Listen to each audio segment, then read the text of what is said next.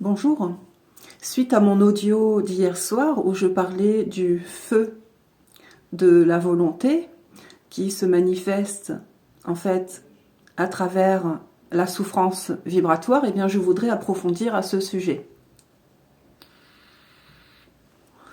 Déjà, il faudrait faire une distinction entre la souffrance émotionnelle, la souffrance psychologique, la souffrance qui accompagne l'intellect, c'est-à-dire le mental inférieur, qui distingue ça de la souffrance vibratoire.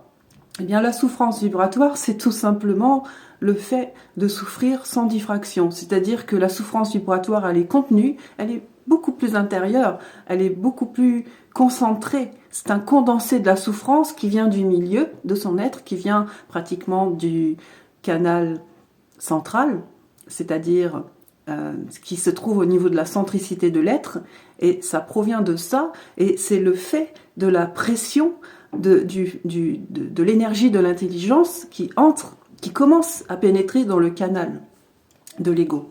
Alors, tandis que la souffrance psychologique, il y a toujours une cause. Je vais souffrir parce qu'il me manque un paquet de café, je ne peux pas me faire un café. Par exemple, je vais me trouver complètement frustrée par des choses et d'autres, ou parce que je suis en retard à tel ou tel endroit, j'ai raté un rendez-vous, je n'ai pas pu aller chercher mon enfant à l'école. Donc la souffrance psychologique, elle aura toujours une cause, puis elle est très externe.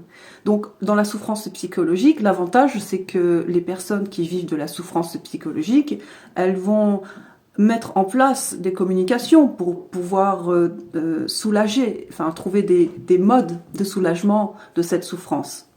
C'est-à-dire en passant par le dialogue avec telle ou telle personne.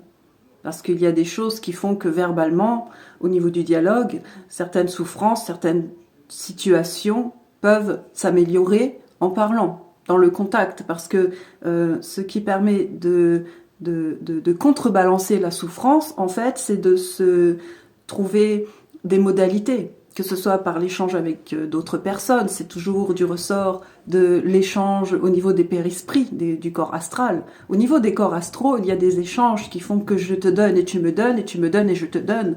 Et dans cet échange-là, ça permet aux uns de s'alléger et aux autres, du coup, de s'alourdir de ce qu'ils prennent comme charge de l'autre. Vous voyez un petit peu tout ce jeu au niveau du périsprit entre les personnes, parce que c'est un échange mémoriel. Tandis que la souffrance vibratoire, il n'y a aucun support, il n'y a aucun socle sur quoi s'appuyer. Un individu qui vit la souffrance vibratoire, bon, comme je le rappelle, c'est parce qu'il vit la pression de l'énergie de l'intelligence, donc c'est dû à cette souffrance vibratoire, cette tension très interne qui va lui donner en fait également cette impulsion, ce fameux feu de la volonté, pour pouvoir en fait se sortir de toute la trame de la souffrance, parce que la souffrance vibratoire, elle est tellement insupportable puisqu'il n'y a aucun support, il n'y a aucun échange des périsprits, il n'y a aucun moyen de contrebalancer la souffrance vibratoire. Un individu, il a beau plonger dans l'alcool, dans la drogue, dans les anxiolytiques, dans toutes sortes d'affaires, les antidépresseurs, que ça n'y fera rien. Il n'y a rien qui va donner du soulagement à cette souffrance vibratoire. Donc le seul moyen, l'individu va finir par comprendre par l'expérience que le seul moyen d'y remédier, c'est le feu de la volonté. Donc c'est pour ça qu'il y a cette impulsion du feu de la volonté, c'est pour ça que l'énergie de l'intelligence ne peut pas être intégrée sans avoir intégré au préalable le feu de la volonté. C'est le feu de la volonté qui conduit au feu de l'intelligence. Et par quel moyen l'individu va-t-il pouvoir sortir de cette tension vibratoire qui est très interne, qui n'a aucune cause en fait? Cette tension vibratoire, l'individu va être obligé de la traverser sans pouvoir se plaindre à qui que ce soit dans le cercle relationnel, parce que personne ne peut comprendre ce que c'est qu'une souffrance vibratoire. Les autres vont dire « Oui, mais tu souffres pourquoi? Quelle est la cause de ta souffrance ?» J'ai pas de cause à te dire, il n'y a aucune cause. La souffrance vibratoire, c'est la souffrance qui est liée à l'initiation solaire, c'est la souffrance de l'intégration dans le cercle relationnel. Qui peut comprendre ça? Personne. Il n'y a personne sauf que soi. Donc l'individu à ce moment-là, il est dans sa souffrance d'être obligé de se responsabiliser à 100%, au maximum de sa responsabilité. Il est obligé de se responsabiliser à fond sans plus compter sur personne. Donc c'est un lâcher total dans son propre vide.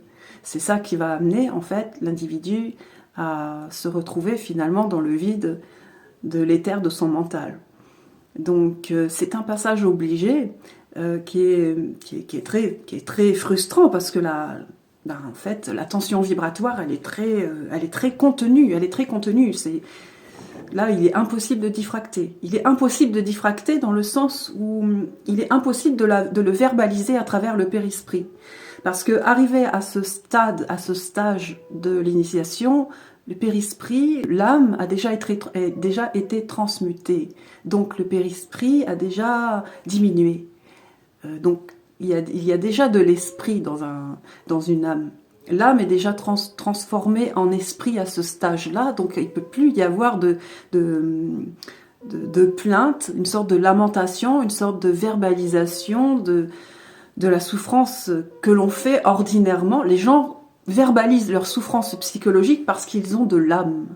Mais lorsque l'âme est déjà transmutée en esprit, il ne peut plus y avoir d'échange avec d'autres personnes. D'où le fait qu'il y a cette impasse, cette impossibilité que les autres personnes qui possèdent du périsprit, ne peuvent pas comprendre l'individu qui est en tension vibratoire.